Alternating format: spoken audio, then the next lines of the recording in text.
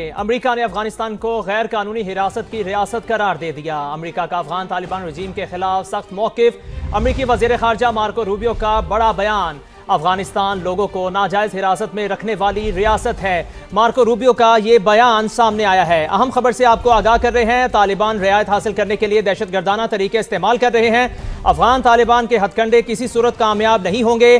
Taliban Dennis کوئل، محمود حبیبی اور دیگر ناحق قید امریکیوں کو فوری رہا کریں۔ آپ کو آگاہ کریں اس خبر کے حوالے سے، امریکہ نے افغانستان کو غیر قانونی حراست کی ریاست قرار دے دیا۔ اسی پر بات کرنے کے لیے عابد لطیف صاحب ہمارے ساتھ موجود ہیں۔ عابد لطیف صاحب، بہت شکریہ ہمیں اپنا قیمتی وقت دینے کا۔ یہ کہیے گا کہ امریکہ نے افغانستان کو غیر قانونی حراست کی ریاست قرار دے دیا ہے، اس پر کیا کہیں گے آپ؟ جی بہت شکریہ مجھے انوائٹ کرنے کے لیے۔ دیکھیے یہ جو جس طریقے سے انہوں نے بہت سارے لوگوں کو ابھی بھی جو رجیم ہے اس نے قید کر کے رکھا ہوا ہے، جہاں پہ جو اسپیشلی فارنرز کو، اور پھر جس طرح سے وہ اپنی اسٹیٹ کو یوز کر رہے ہیں ٹیررزم ہر طرح سے پھیلانے کے لیے، چاہے وہ پاکستان کے اندر ہو، چاہے ریجن کنٹریز کے اندر ہو، چاہے لوگوں کی کوہرژن ہو، اپنے انٹرنل لوگوں کی، خواتین کی، اپنی پاپولیشن کی، یا چاہے جو فارنرز آتے ہیں وہاں پہ، ایون کچھ تو ایسے ہیں جو کہ انہوں نے ایسپینیٹ کے شک کے اوپر ایون وزٹرز کو، ٹورسٹ کو پکڑا ہوا ہے، فارنرز کو، اور پھر اس کے اوپر وہ رکھتے ہیں، ان کی مانگ رکھتے ہیں، بہت بڑا تاوان رکھتے ہیں۔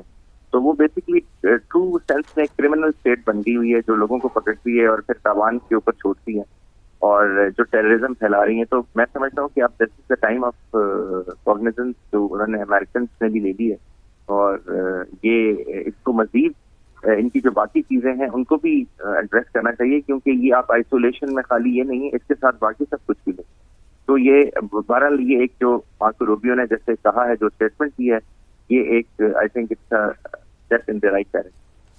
جی عابد صاحب، اب ہمارے ساتھ ہی موجود رہے گا۔ ہمیں جوائن کیا ہے سینئر تجزیہ کار احمد سعید منہاس صاحب نے، انہیں بھی شامل گفتگو کر لیتے ہیں۔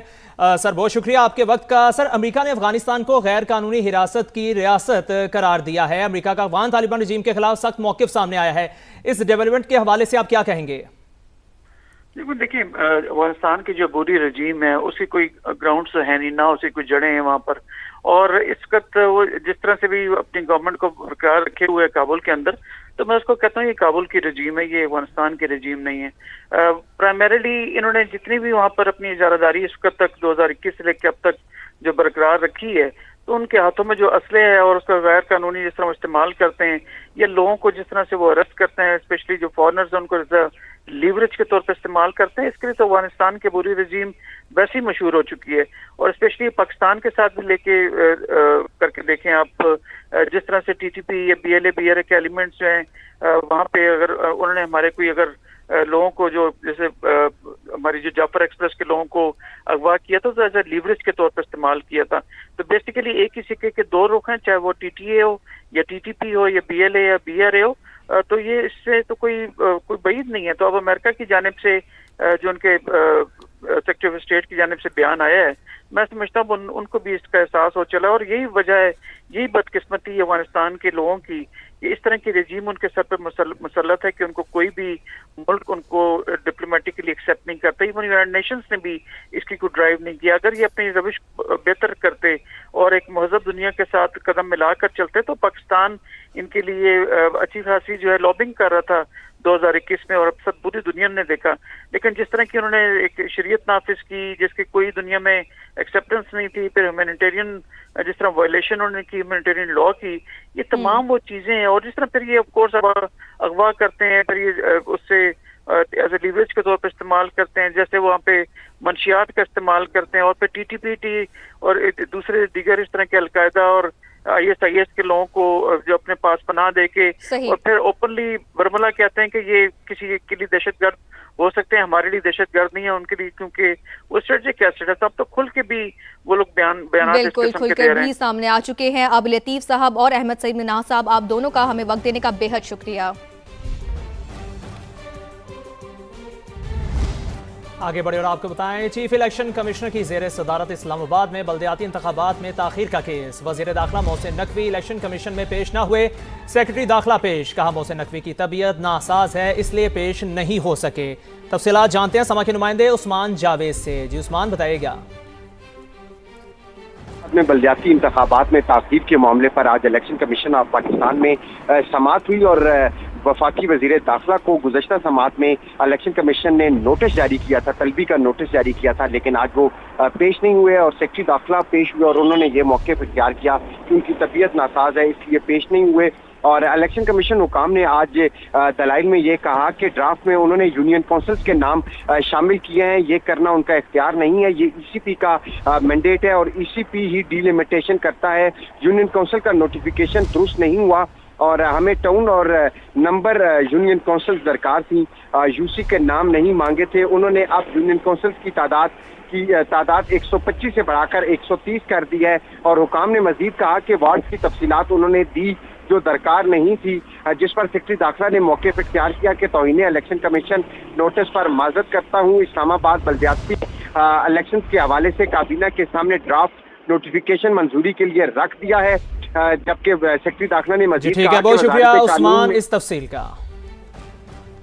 बलोचिस्तान हाई कोर्ट में माइंस एंड मिनरल केस की समाअत, हुकूमत की जानिब से आज भी जवाब जमा ना कराया जा सका, मजीद वक्त मांग लिया गया। मजीद जानते हैं, मोहम्मद आतिफ ने हमें ज्वाइन कर लिया है। जी आतिफ, आगाह कीजिएगा। जी बिल्कुल, ये बलूचिस्तान हाई कोर्ट में आज माइंस एंड मिनरल केस के हवाले से जो है समाअत हुई है। केस की समाअत जस्टिस इकबाल कासी और जस्टिस सरदार अहमद हलीमी ने की है। हुकूमत की जानिब से आज भी जो है वो जवाब जमा ना कराया जा सका और एडवोकेट जनरल की जानिब से मजीद वक्त मांगा गया है। अदालत ने हुकूमत को ईद के बाद जो है वो जवाब जमा कराने का हुक्म दिया है। दौरान समाअत जो दरख्वास्त गुजार के वकील हैं उन्होंने मौक़िफ़ इख्तियार किया कि जो एक्ट पर अमल रोकने के लिए वज़ीर आला बलूचिस्तान का जो एग्जीक्यूटिव ऑर्डर जारी किया गया था उस पर जो है अमल दरामद कैसे किया जा रहा है इस हवाले से भी मालूम नहीं है।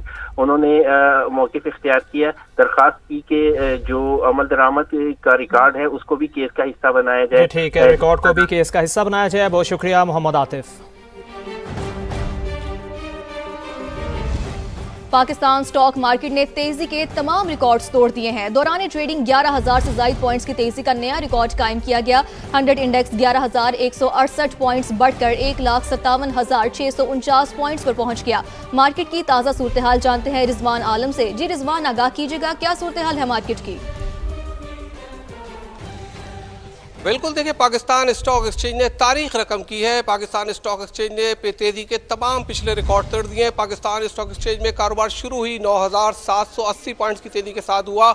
ये भी एक रिकॉर्ड है अपनी जगह, क्योंकि हमने देखा था कि जब पाकिस्तान और भारत के दरमियान सीज फायर हुआ था मई में, उस दिन मार्केट में 8,000 पॉइंट प्लस मार्केट खुली थी। आज मार्केट 9,500 पॉइंट से ज़ायद प्लस खुली, ये एक नया रिकॉर्ड बना। उसके बाद फिर मार्केट में ट्रेडिंग रोकना पड़ी थी 1 घंटे के लिए, क्योंकि बहुत गैर मामूली तेजी थी। और ये स्टॉक मार्केट का कानून है कि जब KC 30 इंडेक्स 5% बढ़ जाए और 5 मिनट तक मुसलसल ऊपर ट्रेड हो इसी सतह पर, तो ट्रेडिंग रोकी जाती है, या इसी तरह गिरने की सूरत में भी। तो कल हमने देखा था कि यहाँ पे लोअर लॉक लग रहे थे शेयर्स की कीमतों में और मार्केट में ट्रेडिंग 1 घंटे के लिए रोकनी पड़ी थी। बदतरीन मंदी थी, तारीख की दूसरी सबसे बड़ी मंदी मार्केट ने देखी। और आज स्टॉक मार्केट ने तारीख की सबसे बड़ी तेजी देख ली है। मार्केट में स्टॉक मार्केट ने सबसे बड़ी तेजी देख ली है। रिजवान आलम, बहुत शुक्रिया अपडेट्स के लिए।